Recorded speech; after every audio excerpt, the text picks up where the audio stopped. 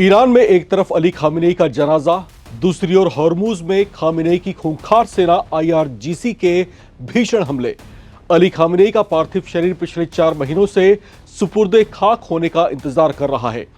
Tehran में उनका जनाजा सजा हुआ है, मातम मनाया जा रहा है, लेकिन दूसरी तरफ यह हॉर्मुज में आखिर चल क्या रहा है। सिर्फ 24 घंटे और एक दो नहीं, पूरे 3 जहाजों पर एक के बाद एक भीषण अटैक। मिसाइलें, ड्रोन और आग की लपटों के बीच दुनिया की सबसे अहम समुद्री लाइफलाइन फिर से खतरे में है। क्या ईरान ने दुनिया को खुली चेतावनी दे दी है? क्या तेहरान यह दिखाना चाहता है कि हॉर्मुज में उसकी इजाजत के बिना अब भी कोई जहाज नहीं गुजर सकता? 3 ऑयल टैंकर्स पर मिसाइलों से हमला कर अब ईरान ने दुनिया को कैसा बड़ा रणनीतिक संदेश देने की कोशिश की है? अगले 4 मिनट में हम आपको बताएंगे इस पूरे घटनाक्रम की परत दर परत कहानी, जिसने अमेरिका से लेकर यूरोप और खाड़ी देशों तक की चिंता बढ़ा दी है। इसलिए वीडियो को आखिर तक जरूर देखिए। दुनिया का सबसे संवेदनशील समुद्री रास्ता हॉर्मुज स्ट्रेट एक बार फिर भीषण हमलों के बाद दुनिया को दहला रहा है। पिछले 24 घंटों के भीतर यहां 3 अलग अलग जहाजों पर हमले हुए हैं। इन घटनाओं ने अंतर्राष्ट्रीय समुद्री सुरक्षा को लेकर नए सवाल खड़े करने शुरू कर दिए हैं।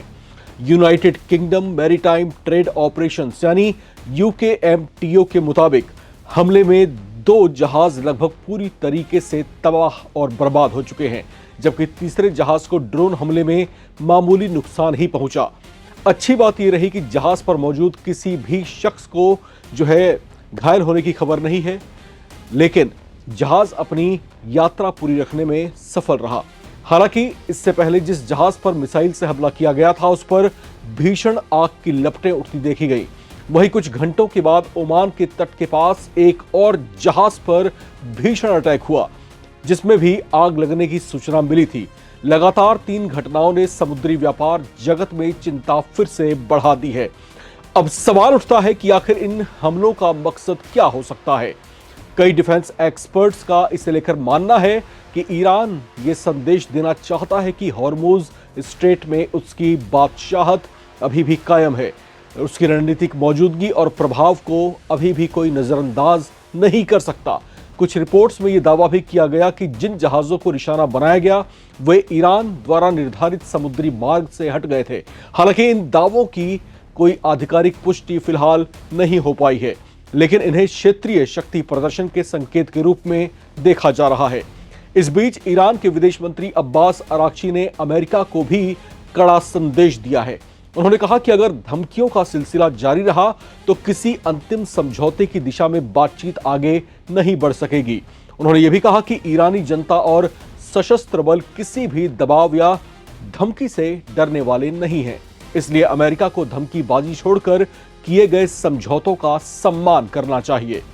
अब यहां एक और गौर करने वाली बात यह है कि हाल ही में हॉर्मुज स्ट्रेट फिर से खुलने के बावजूद बड़ी संख्या में जहाज अब भी अपनी बारी का इंतजार कर रहे हैं। समुद्री यातायात पूरी तरह से सामान्य नहीं हो पाया है। ऐसे में लगातार हो रहे हमले शिपिंग कंपनियों, बीमा कंपनियों और तेल बाजार के लिए नई चुनौती बन सकते हैं। हॉर्मुज स्ट्रेट सिर्फ एक समुद्री रास्ता नहीं है, बल्कि ये दुनिया की ऊर्जा आपूर्ति की सबसे अहम लाइफलाइन मानी जाती है। वैश्विक स्तर पर समुद्री मार्ग से होने वाले तेल निर्यात का बड़ा हिस्सा इसी महत्वपूर्ण मार्ग से होकर गुजरता है। यही वजह है कि यहां किसी भी तरह का तनाव अंतर्राष्ट्रीय बाजार, तेल की कीमतों और वैश्विक अर्थव्यवस्था पर असर डाल सकता है। अब सबसे बड़ा सवाल यही है, क्या ये सिर्फ सुरक्षा से जुड़ी अलग अलग घटनाएं हैं या फिर इसके जरिए कोई बड़ा रणनीतिक संदेश देने की कोशिशें की जा रही हैं?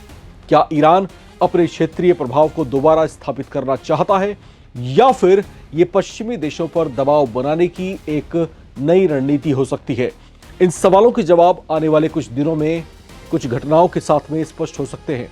आपको क्या लगता है? क्या हॉर्मुज में लगातार हो रहे हमले सिर्फ चेतावनी है या फिर किसी बड़े टकराव की ये शुरुआत हो सकती है?